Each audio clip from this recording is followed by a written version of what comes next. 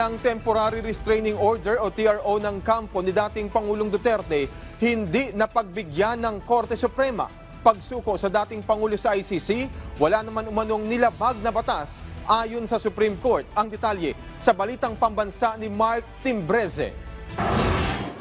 Bigo ang kampo ni dating Pangulong Rodrigo Duterte at Senador Bato de la Rosa na makakuha agad ng Temporary Restraining Order o TRO mula sa Korte Suprema.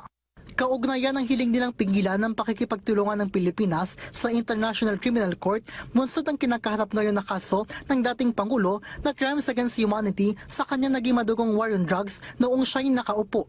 Naniniwala naman si dating Supreme Court Associate Justice Antonio Carpio na wala ng pag-asang makabalik ng Pilipinas ang dating Pangulo kung siya ang tatanungin dahil nasa jurisdiction na aniya ng ICC si Duterte.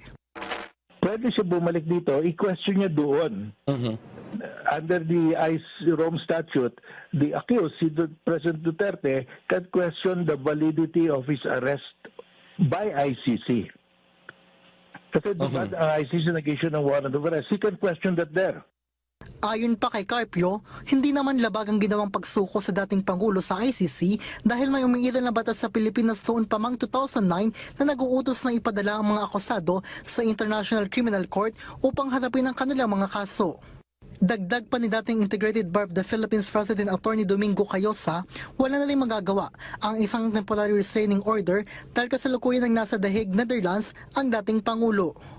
Yung TRO, moot and academic na yan kasi nandun na, lumilipad na siya papuntang Netherlands. Hindi natin alam kung ang Supreme Court, decision ng panila yan o hindi na. Kasi nga naman, wala nang jurisdiction ng Supreme Court yan. Una nang iginiit ng pamahalaan ang posisyon nito na handang makipagtulungan ng administrasyon na isuko ang mga individual sa International Criminal Court kung kinakailangang hingin ng ICC ang tulong ng bansa. Mula sa IBC 13, Mark Timbreza para sa Balitang Pambansa.